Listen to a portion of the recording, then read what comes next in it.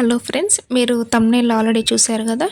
కిడ్స్‌కి tan remove and డాండ్రఫ్‌కి ఇది ఎలా యూజ్ అవుతారో నేను ఇప్పుడు ప్రాసెస్ చెప్తాను. ఫస్ట్ నీమ్ లీవ్స్ తీసుకొని వాటిని వాటర్‌లో మంచిగా వాష్ చేసి మిక్సీ జార్‌లోకి యాడ్ చేసుకోవాలి. అండ్ దెన్ కొంచెం వాటర్స్ నేను మిక్స్ పట్టుకున్నాను. మ నీమ్ లీవ్స్ డ్రైగా ఉంటాయి కాబట్టి కొంచెం వాటర్ యాడ్ చేయాలి.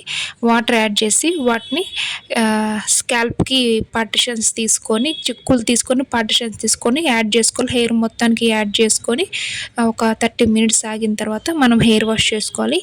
నేను మీకు కిడ్స్‌కి ఇది హెయిర్‌కి అప్లై చేయడం మంచిదా కాదా అని మీకు ఒక డౌట్ ఉండొచ్చు. నేను నెక్స్ట్ సెట్ చేసింది కూడా నీకు క్లిప్ యాడ్ చేస్తాను. ఇది ఆ క్లిప్ మీరు చూడండి. ఇది తాగకుండా ఓన్లీ హెయిర్‌కి అప్లై చేస్తే ఏం కాదు. డాండ్రఫ్ కూడా మంచిదని చెప్పారు. దెన్ సెకండ్ ప్రాసెస్ ఏందంటే, ఒక స్పూన్ బేసన్, ఒక స్పూన్ రైస్ ఫ్లోర్ తీసుకున్నాను. దెన్ ఆ నీమ్ జ్యూస్ నేను దీంట్లో యాడ్ చేసి లంప్స్ లేకుండా మిక్స్ చేసుకున్నాను. మిక్స్ చేసుకున్నాక బాడీకి స్క్రబ్ లాగా వేసుకుంటే ఏదన్నా డట్టు, ఇచ్చీనెస్, ఏదన్నా స్కిన్ ప్రాబ్లమ్స్ ఉంటే ఇది కొంచెం యూజ్ అయితది.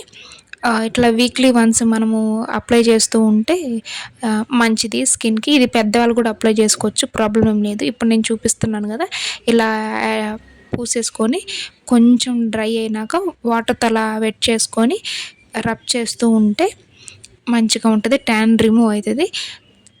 తర్వాత మీరు వాటర్‌తో నార్మల్‌గా వాష్ చేసేసుకుంటే సరిపోతది. దీనికి సోప్ ఏం పెట్టనక్కర్లేదు.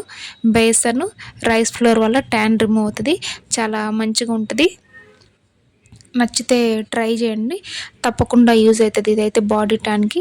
పెద్దవాళ్ళైతే ట్యాన్ రిమూవ్ చేసుకోనీకి ఏమన్నా చేస్తారు. కిడ్స్‌కి మనం అన్ని ప్రాసెస్ చేయలేం గదా! డాండ్రఫ్‌కి కూడా కిడ్స్‌కి పర్టిక్యులర్‌గా ఏముండవు. కాబట్టి ఇది మంచి సొల్యూషను. ట్రై చేయండి.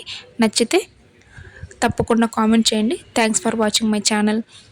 By by.